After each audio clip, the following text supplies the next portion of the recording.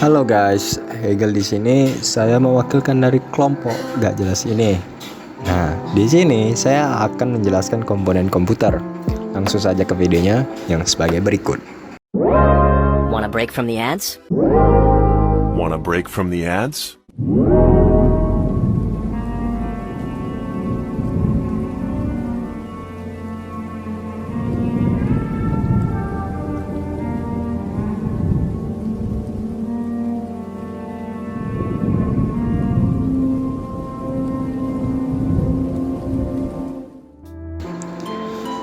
Ini PC-nya.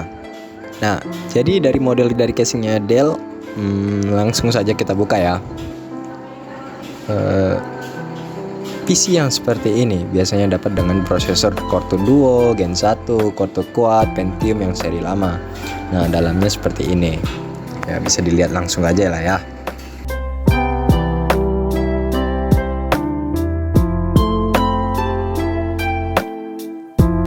Oke, setelah saya buka, mungkin penyampaian gambar agak ribet ya. Jadi juga saya tukar dulu aja ya. Karena lebih enak untuk di view untuk penjelasan juga. Tunggu sebentar. Nah, nih tentang CPU nih. Tentang CPU dulu ya. Jadi CPU ini kepanjangannya dari Central Processor Unit, atau biasa disebut dengan namanya itu prosesor kalau di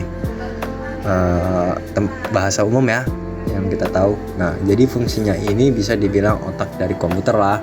Jadi jika nggak ada prosesor maka tidak ada PC yang bisa digunakan, nggak bisa hidup komputer itu. Nah, di CPU biasanya ada core dan thread. Seperti yang diketahui, core itu bagaikan wadahnya dan thread itu sebagai kerannya. Jadi ketika thread semakin banyak, yang berarti keran air itu semakin banyak, maka semakin bagus sih untuk penjalanan sistemnya. Nah, selanjutnya itu RAM. Oke, RAM ini DDR RAM itu berbeda, tetapi sekarang itu rata-rata memakai DDR4 ya. Dulu tuh masih ada DDR3, DDR2, DDR1. Nah, tapi sekarang tuh memakai DDR4.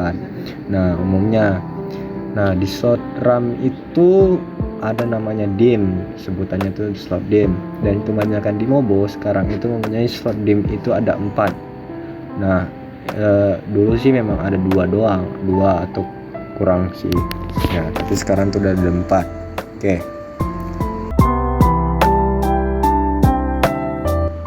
Selanjutnya HDD nih. Nah, di sini pada umumnya sekarang itu memakai SSD ya, tapi di sini cuma ada HDD. Ya udah, lanjut aja. HDD ini model baru merek WD Blue yang 500 GB nih kalau bisa dilihat. Nah, sekarang itu model pin HDD itu berbeda-beda sekarang tuh.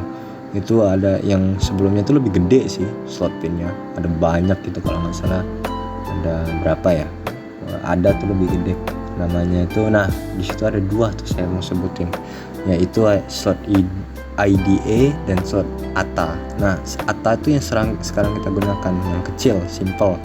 Dia ada power SATA sama yang dari SATA ke Mobo. Oke, selanjutnya itu IDE. Nah, sistemnya juga sama, ada powernya tapi lebih beda lagi. Bentuknya itu berbeda-beda. Nah, oke.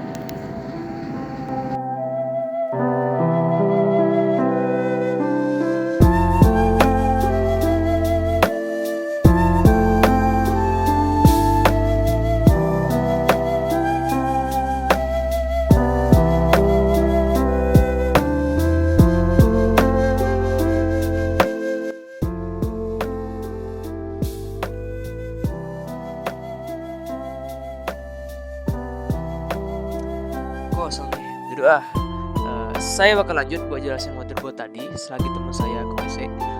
Jadi di sini di bawah prosesor ada PCIe X16 yang biasa digunakan untuk VGA atau slot VGA eksternal.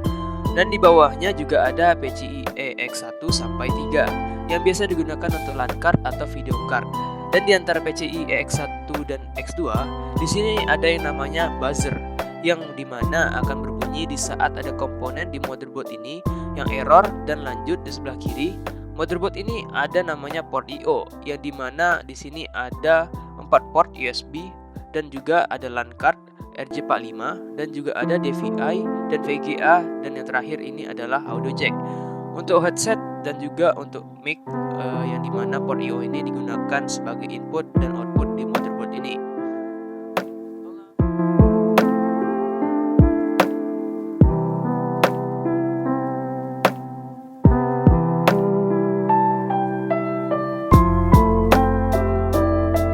Gantian dong. Ayo udah sana. Bangun. Oke. Nah, tadi kan kawan saya sudah pergi tuh. Sekarang gantian saya yang jelasin. Nah, tadi dia yang mana aja ya? Udahlah, aku sebutin aja lah apa yang aku tahu ya. Oke, jadi pertama ini ada motherboard nih. Ada tulisan-tulisan di dalamnya, jadi kita bisa tahu yang mana namanya dan fungsinya untuk apa. Pertama, di sini ada namanya SATA. Ada SATA 0, SATA 1, 2, 3. Nah, fungsi SATA ini sebagai tempat untuk menghubung ke hardware lainnya yang menggunakan kabel SATA juga. Ada kayak hard disk nih. Dari sini disambungin ke kabel SATA. Nah, terus nih ada yang bulat-bulat ini. Bentuknya mirip kancing baju gitu. Itu baterai CMOS. Baterai CMOS ini fungsinya untuk menyimpan settingan waktu atau settingan BIOS. Itu disimpan di sini. Jadi meskipun motherboard kita ini tidak dialiri dengan listrik, dia tetap dapat menyimpan data-data BIOS kita tersebut. Oke, lanjut. Nah, ini ada putih-putih nih, segi 4 bentuknya. Ini namanya not bridge. Selanjutnya ada short bridge. Dia bentuknya kotak segi gini. Ini warnanya warna putih besar.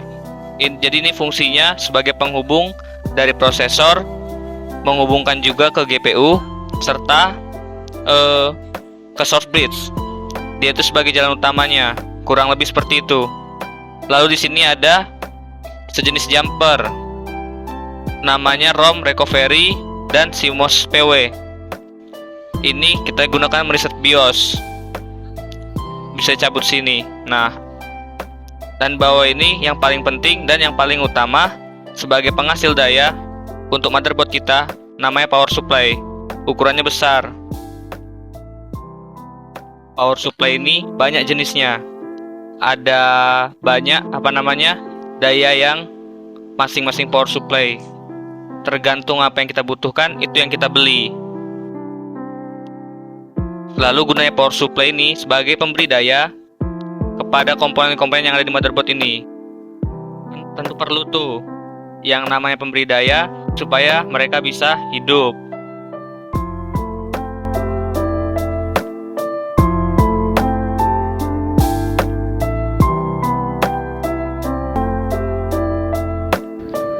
Udah selesai. Udah dong, kemana aja dari tadi? Lama sih. Yaudah gantiin deh.